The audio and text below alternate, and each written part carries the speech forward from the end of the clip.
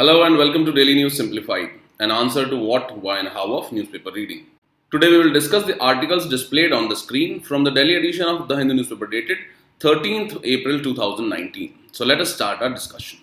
Now, in today's newspaper, you will find that many of the news articles have been repeated.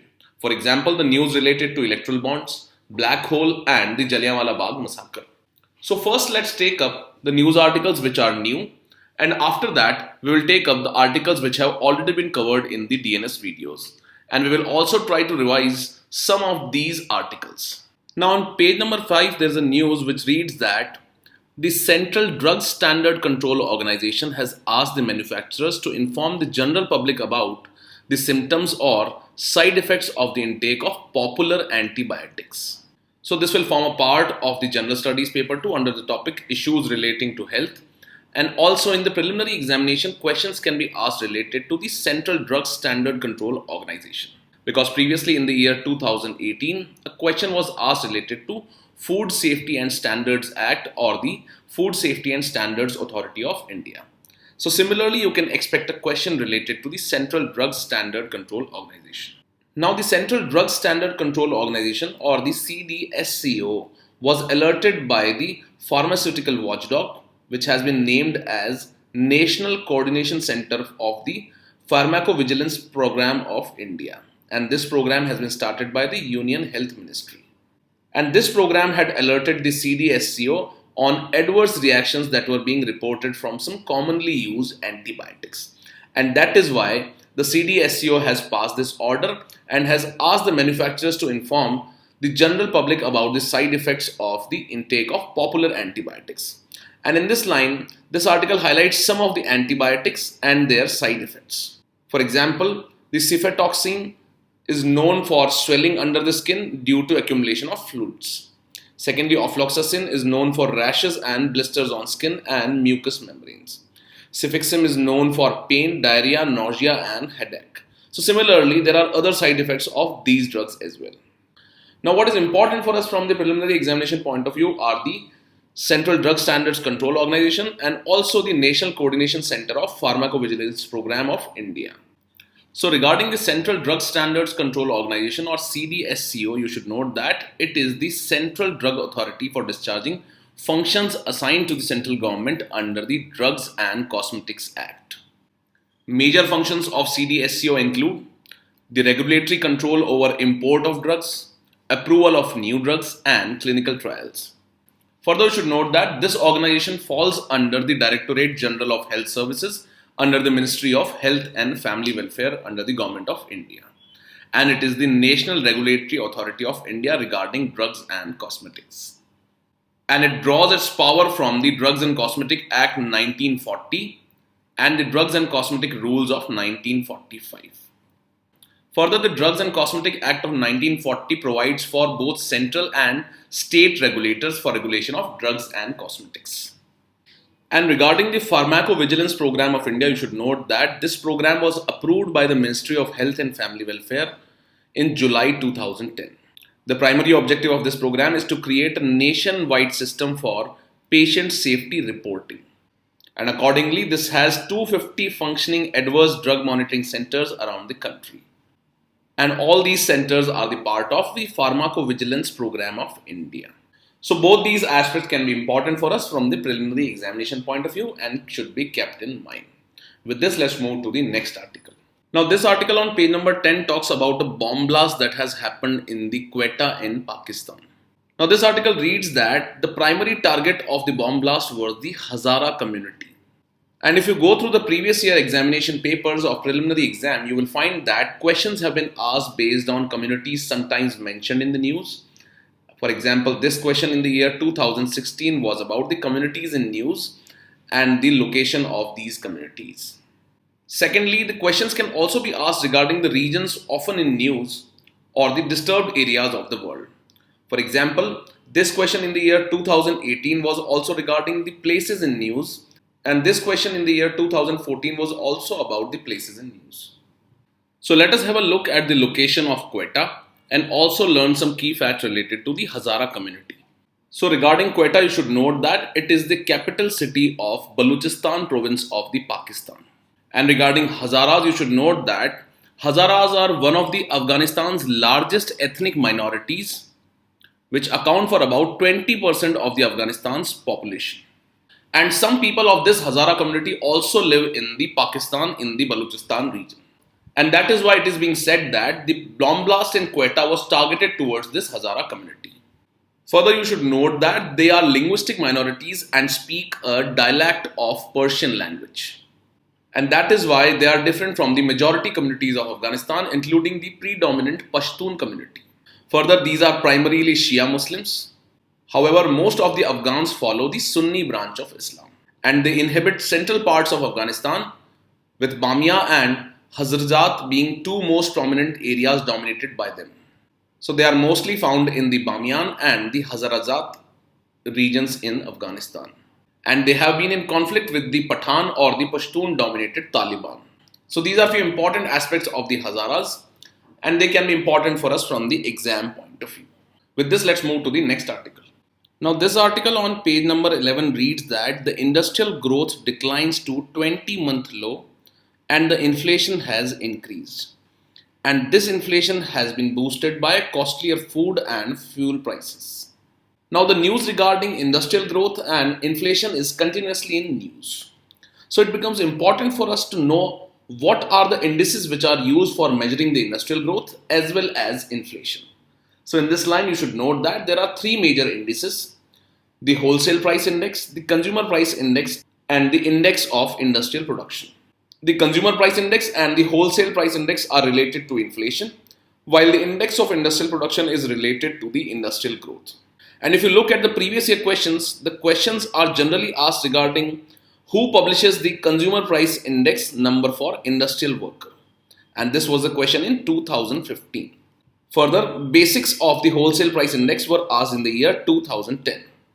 And in the year 2015 and in the year 2011, questions were asked related to index of industrial production. So in this line, let us understand what are the key and basic aspects of the index of industrial production. And to understand about the consumer price index and the wholesale price index and the difference between the two, you should go through the Daily News Simplified of 13th December 2018. And you will be provided with the link of this video in the description. So now let us understand what is meant by the index of industrial production. Now let us understand what is IIP. So IIP stands for the Index of Industrial Production, and it measures the quantum of changes in the industrial production in an economy, and it captures the general level of industrial activity in the country. So simply it measures the change in industrial production in any country. In India, the base year for IIP series is 2011 and 12. So simply if the current IIP reads as 107, it means that there has been a growth of 7% as compared to the base year. That is, the IIP for base year 2012-11 is considered as 100. And if the IIP reading is 107, it means there has been a growth of 7% as compared to the base IIP. Further, the Index of Industrial Production is compiled and published by the Central Statistics Office or the CSO of the Ministry of Statistics and Program Implementation. So this is an important fact from prelims point of view. Further, the IIP has been categorized into two categories. The first is the sectoral classification. This includes the sectors of the economy. For example, the mining sector, the manufacturing sector, and the electricity sector. And the second categorization is based on the usage of the goods. So the second categorization is use based. Now under the sectoral classification, the industrial production for the purpose of IIP is divided into three sectors. And these are the mining sector, the manufacturing sector, and the electricity sectors. So all these three should be kept in mind and are important from prelims point. Further, the highest weightage has been given to manufacturing in these three sectors. The second classification of IIP is based on the use-based classification, and it includes the primary goods, capital goods, infrastructure or construction goods, immediate goods, consumer durables, and consumer non-durables. So these are the 6 kind of goods that are included in the index of industrial production. Further, there are 8 core sectors or core industries in the IIP. And these core industries are the main or key industries of the economy. In most of the countries, these industries are the backbone of all other industries. And in India, there are 8 core sector industries. These include the coal, crude oil, natural gas, petroleum refinery products, fertilizers, steel, cement, and electricity. Further, the 8 core sectors constitute 40.27% of the total index of industrial production. This is another important fact that should be remembered. The highest weightage has been given to petroleum refinery production, and the lowest weightage has been given to fertilizers production. Now, the importance of IIP or the index of industrial production is that it is a single representative figure to measure the general level of industrial activity in an economy on a monthly basis. So, it should also be kept in mind that IIP is released on a monthly basis. Further, it is used by the government agencies, departments, and especially the Ministry of Finance and RBI for policy purposes. Further, the All India IIP forms a crucial input for the compilation of gross value added of manufacturing sector in the GDP. So these 3 points reflect the importance of index of industrial production for Indian economy. Now another important thing that should be kept in mind is the weight that has been assigned to the core sectors in the IIP or the index of industrial production. So the highest weight has been given to the refinery products, while the least weightage has been given to the fertilizers. So accordingly, the second highest is to electricity. At third number is the steel sector. At fourth number is the coal. At fifth is the crude oil. Natural gas is sixth. Cement is seventh, and fertilizers is the last, or it has the least weightage in the IIP core sectors.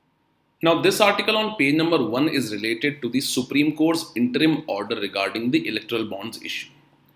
Now you might be knowing that we have already covered the electoral bonds issue in the DNS of 28th March 2019. So what we will try to do in this news article is that we will try to understand what are the directions of the Supreme Court in this interim order and what is the new information that has come up in today's newspaper. And after that we will revise the previous video, that is the main issue of the electoral bonds. So this will form a part of the General Studies paper 2 under the topic Polity. Now we already know that the electoral bonds were challenged in the Supreme Court by an NGO by the name Association for Democratic Rights. And they had opposed the electoral bond scheme because of lack of transparency, and also the political parties were not required to give out the names of the companies which were donating to them. So in this regard, the Supreme Court has given an interim order, and in this line it has directed all the political parties to provide complete information to the Election Commission in a sealed cover regarding every single donator or donor and the contribution it has received till date after the introduction of electoral bonds. Now what does this sealed cover mean? So by sealed cover it should mean that all this information by the political parties will be provided to the Election Commission of India. However, this information will not come out in the public domain. And as it is an interim order, the actual information will come out when the Supreme Court gives out a final order regarding the electoral bonds. Now regarding the lack of transparency, the Supreme Court has observed that this lack of transparency has tremendous bearing on the sanctity of the electoral process in the country, which means that the lack of transparency was likely to adversely impact the electoral process in India because the political parties could be influenced by the corporates. And in this order, the Supreme Court has said that all the political parties will now provide the Election Commission with firstly the detailed particulars of the donors as against each bond, which means that the political parties will have to submit the particulars of all the donors to the Election Commission of India. Secondly, they will also have to disclose the amount of each such bond and also full particulars and the credit received against each bond, which means that they will have to disclose the amount that they have received through these electoral bonds and also the names of the companies and people who have invested in these electoral bonds.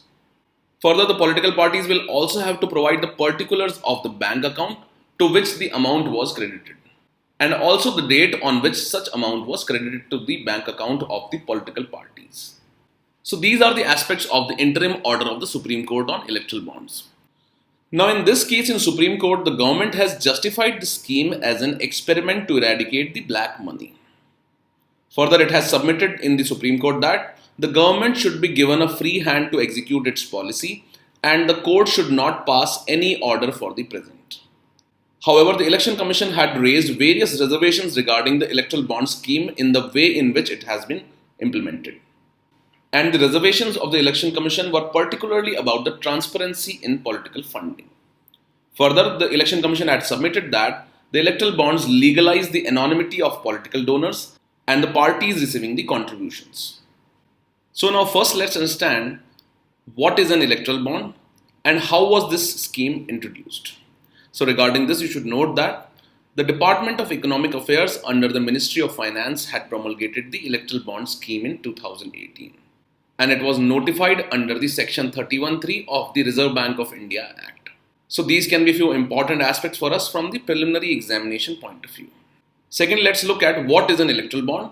So regarding this, you should note that it is a bond issued in the nature of promissory note, which shall be bearer banking instrument, which means that anybody who holds this promissory note or the electoral bond can get it encashed.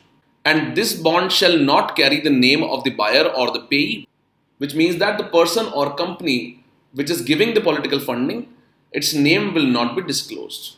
And this causes lack of transparency, and which is the main issue in the case which is going on in the Supreme Court. Further, you should note that these electoral bonds do not provide any interest. Normally, we note that in other kind of bonds, interest is provided by the person or the company which is trying to raise the fund through the bonds. However, in this case, no interest will be provided. However, these electoral bonds will be tax deductible, which means that tax exemptions will be provided to the people who are funding the political parties through the electoral bonds. Now after this, let's revise the issues with the electoral bonds that we have discussed in the DNS of 28th March. Now for the introduction of electoral bonds in India, changes were made in the following acts. And these changes were done in the Finance Act, which is presented with the budget in the year 2016, as well as in the Finance Act of 2017. In the Finance Act of 2016, the changes were made in the Foreign Contribution Regulation Act of 2010. And further, changes were also made in the Income Tax Act of 1961, the Representation of People Act 1951, the Companies Act of 2013, and the Reserve Bank of India Act 1934. So you should keep this aspect in mind that the changes were made in the following acts for the introduction of electoral bonds. And this can be a potential question for your preliminary examination. Now let us look at the impact of introduction of electoral bonds and what are the associated issues with these electoral bonds in India. Now before the introduction of electoral bonds, donations to the political parties could be done in cash below the amount of rupees 20,000. However, after the introduction of electoral bonds, this amount was reduced only to 2,000. And now all the donations above rupees 2,000 cannot be done in cash, and they have to be done through the electoral bonds. Now previously, the political parties had to declare donations in excess of rupees 2,000 received from any person or company. So these political parties had to declare the donations which were in excess of rupees 20,000 before the introduction of electoral bonds. Also, the political parties were supposed to maintain the records of contributions which were made in excess of rupees 20,000 with the names and addresses of all the donors. However, after the introduction of electoral bonds through the Finance Act of 2017, the donor is not required to disclose the name of the political party while purchasing the electoral bonds. And the political parties are not required to maintain the records of these donors. Now, this is one of the issues with the introduction of electoral bonds because previously all the donations above rupees 20,000 had to be maintained by the political parties as to where it is coming from and the name and address of the donating company or the corporate. However, now this provision has been done away with, and this affects the cause of transparency in the funding of elections. This is because the names of the company which are donating to particular political parties is not being given out. Now previously under the Companies Act of 2013, a company had to be at least 3 years old in order to contribute to a political party, and its contribution could not have been more than 7.5% of its average net profit in the 3 preceding years. So this was the provision in the Companies Act before the electoral bonds were introduced. However, with the introduction of electoral bonds and the amendment in the Companies Act 2013, the government has removed the cap of 7.5% on political donations by the company. Secondly, now the companies need not disclose the name of political party to which the company has contributed. So now what is the issue with these amendments and the introduction of electoral bonds and the changes in the Companies Act? Now any company can donate any amount of cash through the electoral bonds, and the identity of such companies shall not be disclosed. So that is why shell companies can be formed by these companies just for political funding, and this can be a major source of corruption. So the first issue was related to the anonymity and transparency, while the second is related to the shell companies and the source of corruption in political funding. So these are two major issues. The third major issue is related to the foreign contribution or foreign funding of the political parties. Now regarding foreign funding, you should note that previously under the Foreign Contributions Regulation Act, the foreign funding or all the funding from the foreign sources was not allowed to the political parties. However, now with the introduction of electoral bonds and the changes in the Foreign Contribution Regulation Act, it has been allowed that the donations can be received from foreign companies which have a majority stake in Indian companies. And this could only be done if the foreign companies were following the FEMA guidelines and which are related to the foreign investment in the sectors in which they operate. So by the changes in the Foreign Contribution Regulation Act, now the foreign funding for the political parties is also open. And this can also lead to a corruption and influencing of the policy decisions in India. So the three major issues are related to transparency, corruption and the foreign funding. Now let us look at the submission of the Election Commission of India in the Supreme Court regarding the electoral bonds.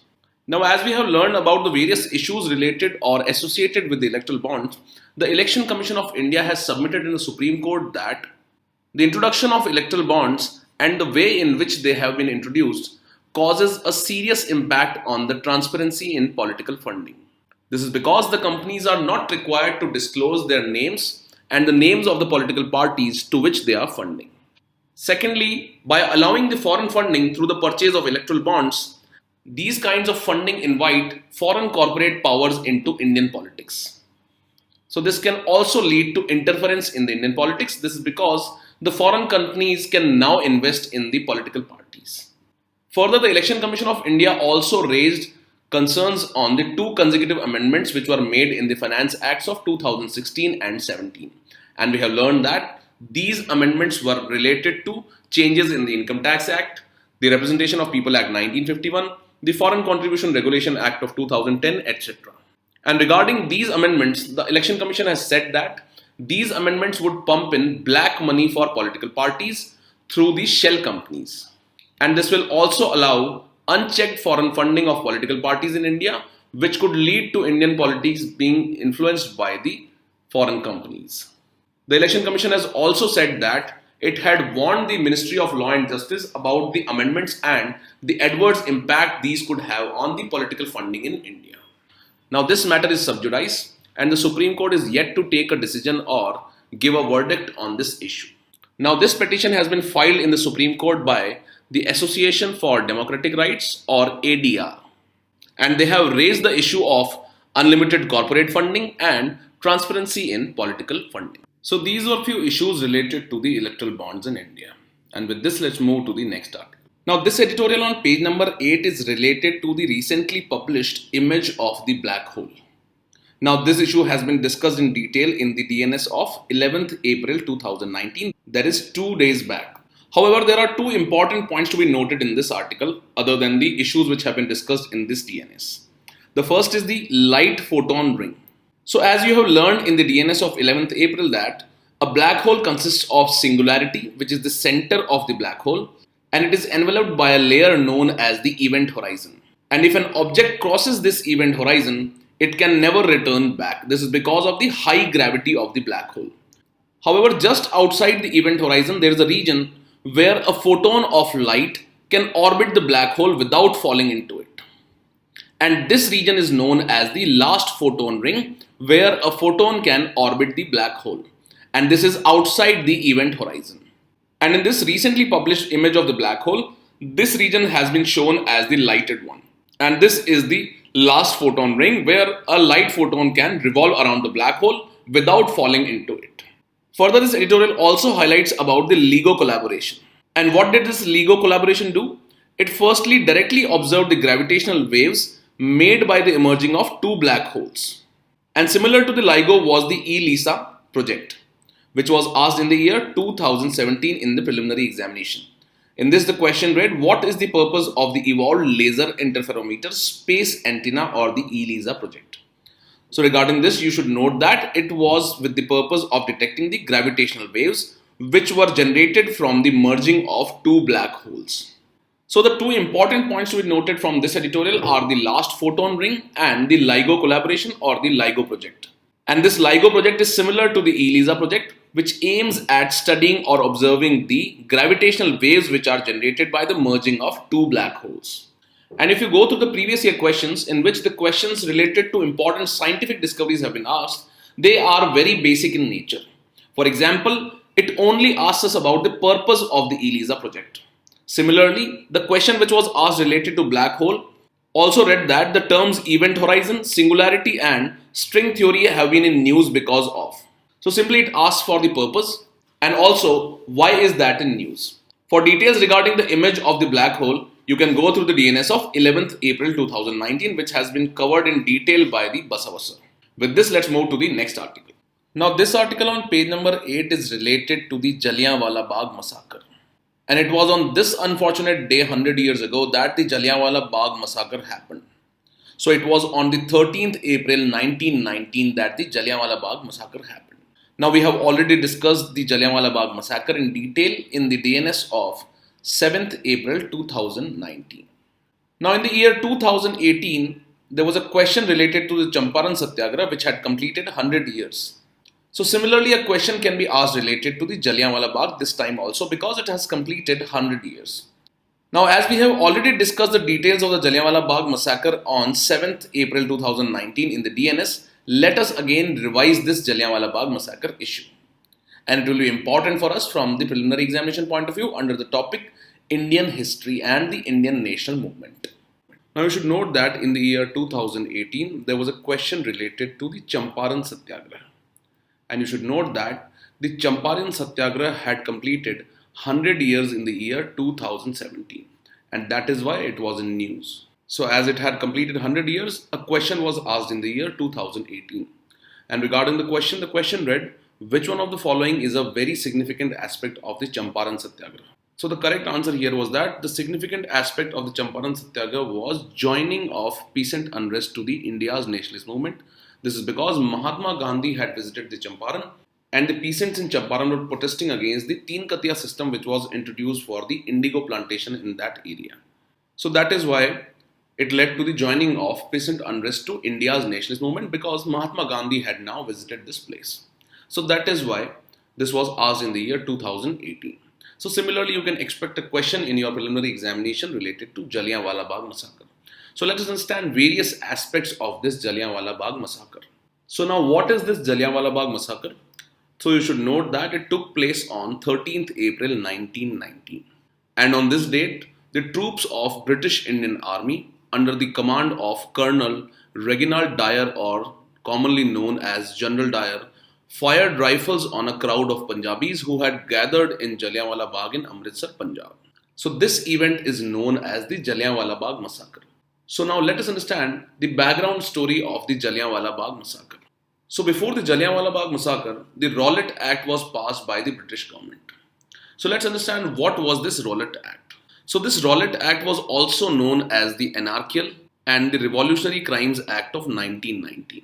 So this name should be remembered as it is the other name of the Rowlatt Act. And this act was passed by the Imperial Legislative Council in Delhi on 10th March 1919. Now what was this Rowlatt Act related to? So during the period 1914 to 1918, the First World War was going on. So in this time, the British government in India imposed certain restrictions on the freedom of expression of people. And they also imposed emergency measures like preventive detention, etc. So by this Rowlatt Act, the British government in India tried to indefinitely extend the emergency measures of preventive indefinite detention, incarceration without trial and judicial review, and it was based on the Defence of India Act 1951 which was enacted during the First World War. So what this act tried to do is that it tried to extend the emergency measures which were imposed during the First World War indefinitely. And the controversial provisions in the Rowlatt Act were the indefinite preventive detention and incarceration without trial and judicial review. Now the passing of this Rowlatt Act by the Imperial Legislative Council led to large-scale political unrest throughout India. And as a protest, Mahatma Gandhi organized the Rowlatt Satyagraha. Now, this Rowlatt Satyagraha of Mahatma Gandhi received unprecedented response. And the situation in Punjab was particularly deteriorating rapidly. And also, the Punjab state witnessed the disruptions of rail, telegraph, and communication systems. Now, what happened on the day of massacre? So, here you should note that the civilians in the city of Amritsar had assembled for a festival known as Baisakhi. And this crowd was peacefully protesting the arrest and deportation of two nationalist leaders, namely the Satyapal and the Saifuddin Kichlu. So these two names are also important, that the crowd which was gathered at the Jallianwala Bagh were protesting against the deportation and arrest of the Satyapal and Saifuddin Kichlu.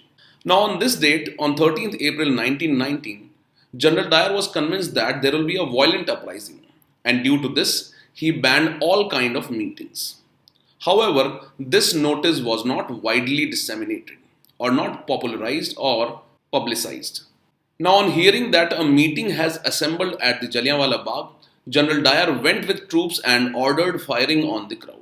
And according to the estimates of Indian National Congress, about 1,000 people had died and another 1,500 were injured during the shooting. And the casualties were so high because the place where people had gathered had only narrow exits. And it is estimated that the troops had ordered 1,652 rounds. So now what was the aftermath of this massacre? Now this Jallianwala Bagh massacre shocked the conscience of the Indian nation. And as an aftermath, Rabindranath Tagore renounced the title of knighthood in protest. And regarding the knighthood title, you should note that it is the title given by the British Queen. Further, as a reaction to the Jallianwala Bagh massacre, Mahatma Gandhi withdrew the Rowlatt Satyagraha. Further, a Hunter Commission was created to inquire about the Jallianwala Bagh massacre. So regarding this, you should note that on October 14, 1919, after the orders issued by the Secretary of the State for India, Edwin Montagu, the Government of India announced the formation of a committee of inquiry into the events of Punjab. Now, what were the conclusions of the Hunter Commission report regarding the Jallianwala Bagh massacre? So this report concluded that there was lack of notice to disperse from the Jallianwala Bagh in the beginning, and it was a great error. Secondly, the length of firing or the duration of firing, which included 1,652 rounds of fire, showed a grave error. Further, the report noticed that General Dyer's motive of producing a sufficient moral effect was to be condemned. And further, Dyer had overstepped the bounds of his authority. And finally, the report concluded that there had been no conspiracy to overthrow the British rule in Punjab. So in short, the report found General Dyer guilty. However, this commission did not impose any penal or disciplinary action against General Dyer. Now, another related event with the Jallianwala Bagh massacre is the assassination of Michael O. Dyer. So here you should note that he is not the same as General Dyer. And Michael O. Dyer was the Lieutenant Governor of Punjab during the Jallianwala Bagh massacre. And further, the Lieutenant Governor of Punjab, Michael O. Dyer, had approved General Dyer's action and was believed to have been the main planner. And as a reaction to this move of the Michael O. Dyer, Udham Singh, who was a revolutionary, killed Michael O. Dyer in 1940 at the Caxton Hill in London. And he killed Michael O. Dyer because he himself had witnessed the events in Jallianwala Bagh in Amritsar and was also wounded. So here you should not get confused with the name of the Lieutenant Governor of Punjab and the General Dyer who was involved in the shooting at the Jallianwala Bagh massacre. So these are few important points related to the Jallianwala Bagh massacre and can be very important for us from the preliminary examination point of view.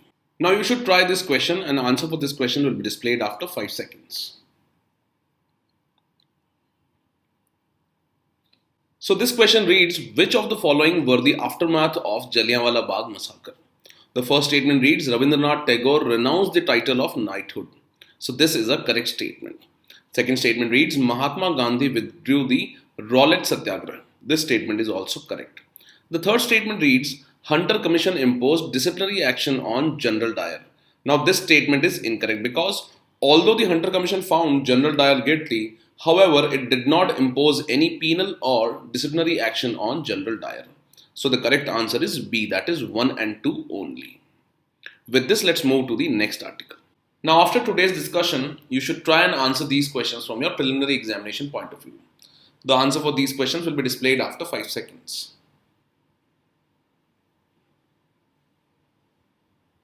First question reads, consider the following statements.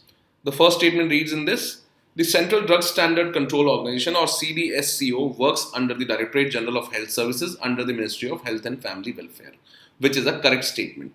The second statement reads, the Drugs and Cosmetic Act of 1940 regulates only the import of drugs in India. This statement is incorrect because it deals with the import, manufacturing and distribution of drugs in India. So the correct answer is A, that is one only. The second question reads, consider the following pairs, community and the region to which they belong. The first is the Hazaras in Afghanistan, which is a correct statement. Second reads the Houthi and Iran, which is wrong because Houthis are in Yemen and they are the rebels in Yemen. Third is the Rohingya in Myanmar, which is correctly matched. Hence the correct answer is C, that is 1 and 3 only. After this, you should try and answer these two questions, and the answer for these two questions will also be displayed after 5 seconds.